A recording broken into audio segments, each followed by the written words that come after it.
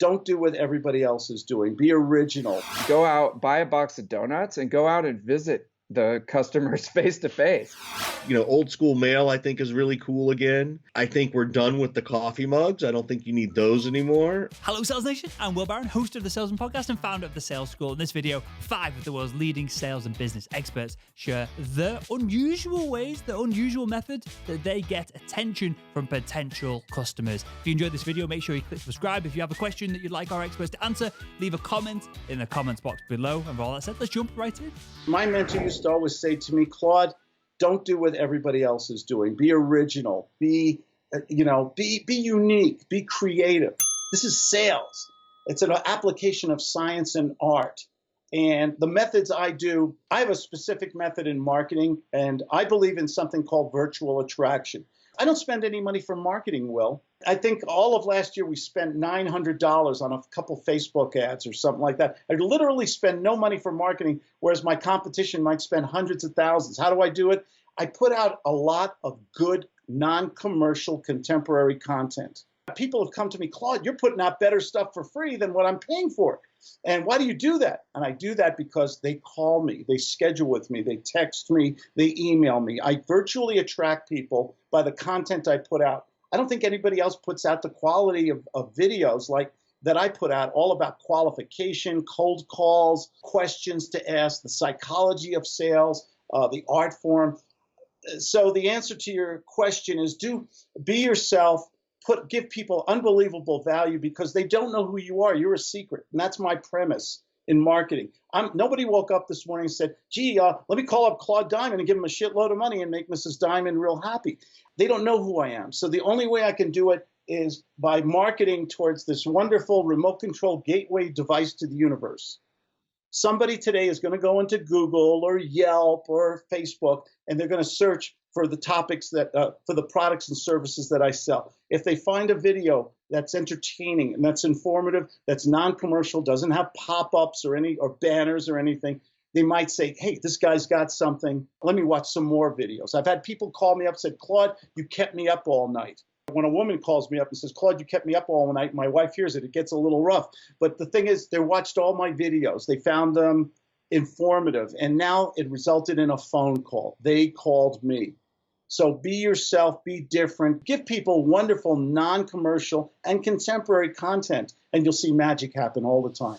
What I advocate is, put on your walking shoes, go out, buy a box of donuts, and go out and visit the customers face to face.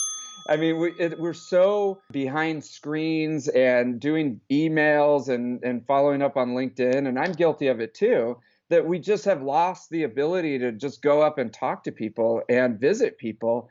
And it's a lost art. I mean, it's how sales used to be done, 50 years ago before the advent of all these technologies, and nobody's doing it anymore. So go down, buy a box of donuts, find the person's physical address and walk them in and just be like, hey, is Bob here?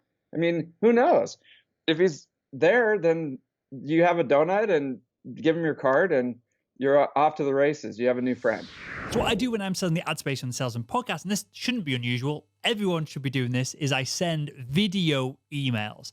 I use a company called bombbomb.com. Super simple. It's relatively cheap to get going. You record it from your phone, from your laptop, just as you go through. And it, in the email itself, sends them a clickable animation of parts of the conversation that you're having in the video. They click on it, the video pops up. Super seamless. You can't go wrong with it. You don't need to be a tech head to be able to put these together.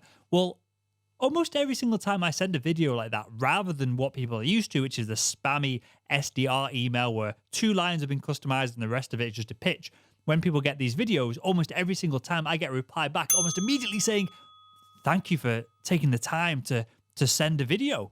And then you get into the conversation, you start building a relationship. All that good stuff comes afterwards. But for the sake of spending 15, 20 seconds per email, just doing a quick video done from the webcam on your computer, that's a no-brainer for me. And that's what I use when I sell the ad space on the show.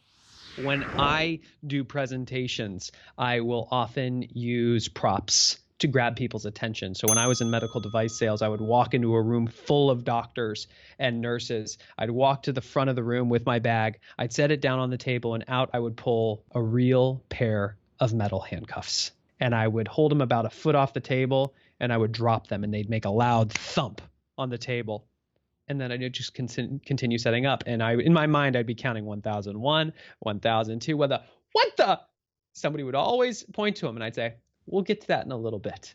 And then I'd begin my presentation. They listened to every word until I weaved the prop into the story. I was selling a device that traditional devices that hospitals were using were very labor intensive. It required the nurse to manage the device instead of managing the patient. So in essence, they were handcuffed to their technology. And what we allowed them to do was to actually take the key and take the handcuffs off so that the device could run itself and they could actually focus on what mattered most, which was patient care. What's old school is new school again, right? So I'm not above just sending a handwritten note, right? I'm not above sending a book. I'm not above sending a blog post that I wrote.